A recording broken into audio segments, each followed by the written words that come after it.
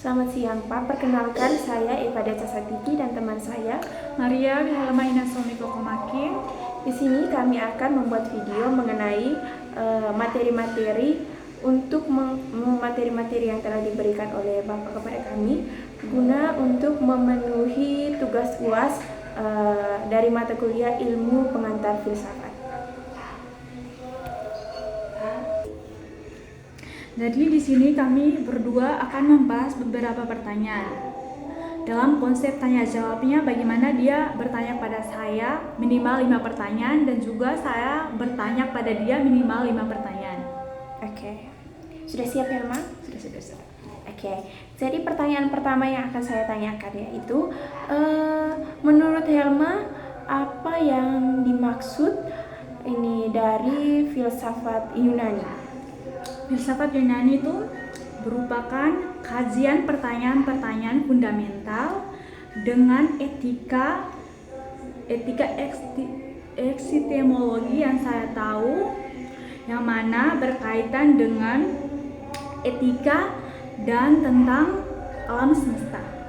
Oke, pertanyaan kedua yang ingin saya tanyakan, menurut Helma itu siapa saja filsuf yang memiliki pemikiran filsafat?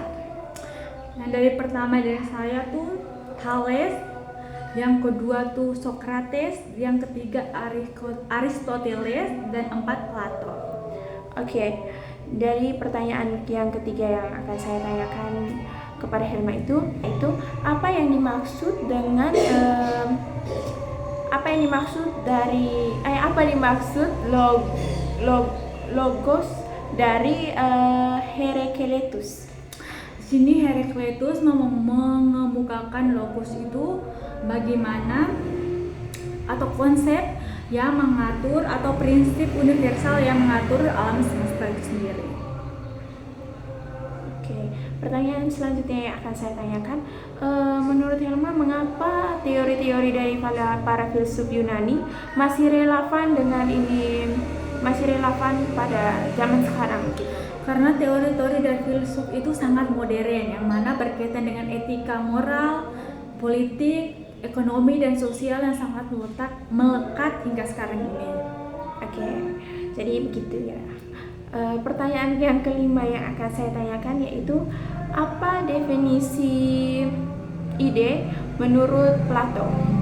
Kalau dari yang saya tahu itu dunia ide itu memang sudah ada dunia fisik, tetapi di situ juga ada dunia ide, yang mana dunia yang sangat sempurna dan sangat abadi. Helma, sekarang saya akan menanyakan kepada Helma, apa fokus utama dari filsafat Yunani? Oke, jadi di sini fokus utama dari filsafat Yunani itu yang pertama itu alam semesta, yang kedua itu manusia dan moralitas, yang ketiga itu pengetahuan dan kebenaran. Terus yang pertama berkaitan dengan alam semesta itu bagaimana para filsafat Yunani itu mencari tahu bagaimana caranya atau bagaimana alam semesta pertama kali dibuat atau munculnya alam semesta itu karena apa.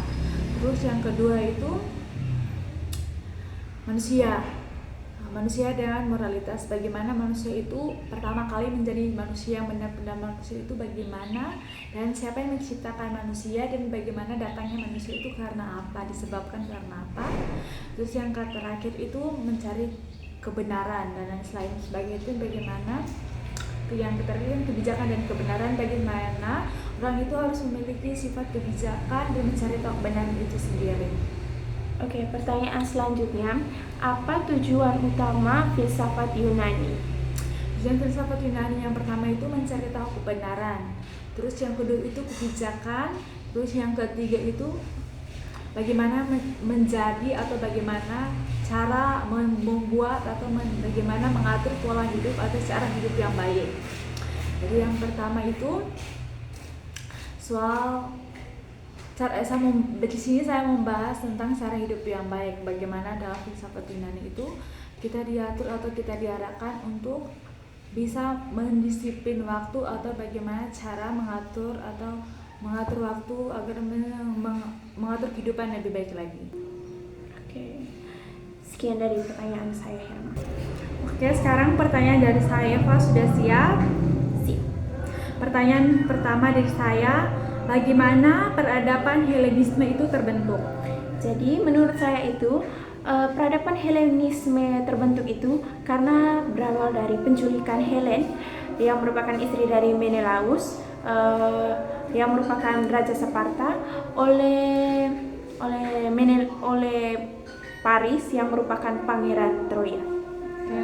Oke, setelah dari saya di sini saya mau bertanya pada Eva, apa itu perbedaan Akropolis dan Persepolis?